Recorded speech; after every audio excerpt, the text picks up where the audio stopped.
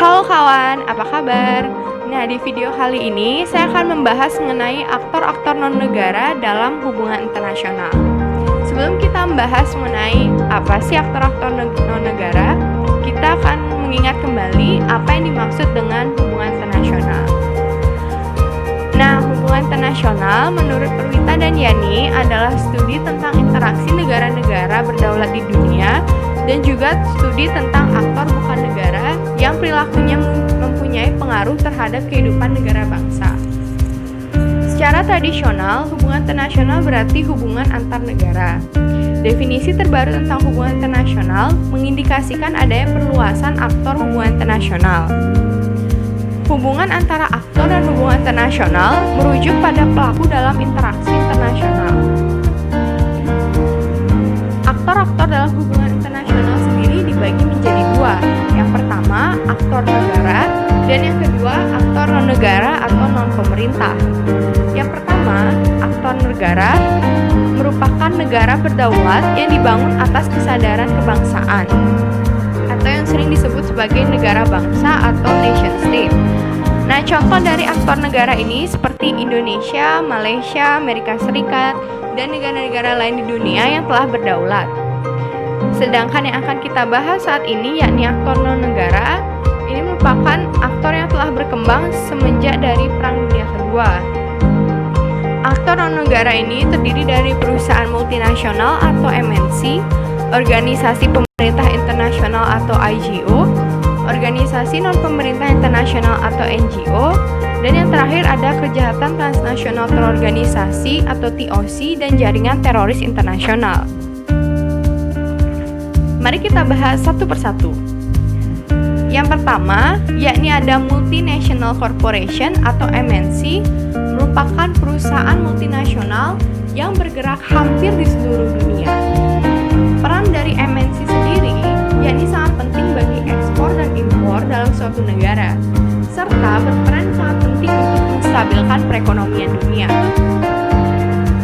Nah, contoh dari MNC sendiri seperti perusahaan Coca-Cola, Google, KFC, Facebook yang memiliki cabang dan jaringan pemasaran hampir di seluruh dunia.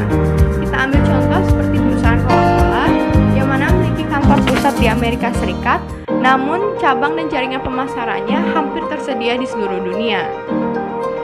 Yang kedua, ada Organisasi Pemerintahan Internasional atau IGO. IGO sendiri dipercaya sebagai wadah untuk mencari keadilan dan kemajuan ekonomi atau yang sering disebut sebagai fungsi emansipatif.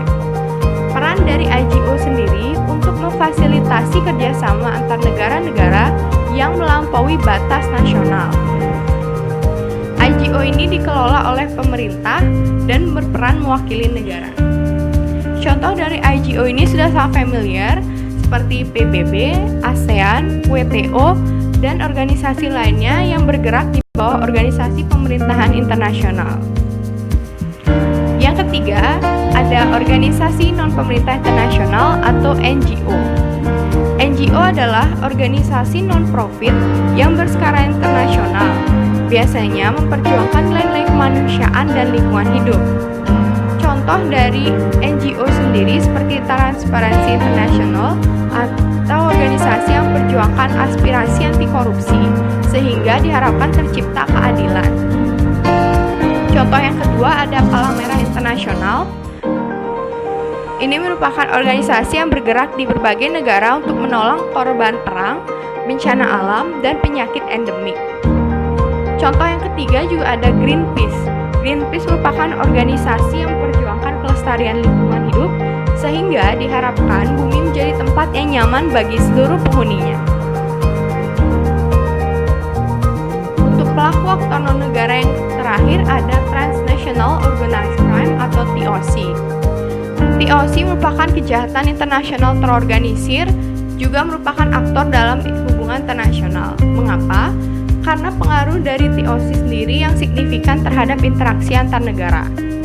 Akibat adanya TOC sendiri menyebabkan antar negara harus menjalin kerjasama untuk mengatasi kejahatan transnasional seperti peredaran narkotika, pencucian uang, perdagangan manusia, penyelundupan senjata gelap, hingga terorisme.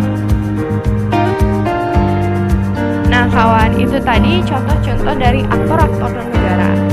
Pada dasarnya, aktor negara maupun aktor non-negara memiliki tujuan yang sama, yakni bekerja sama membantu aktor negara untuk berkontribusi dan menjalankan interaksi hubungan internasional.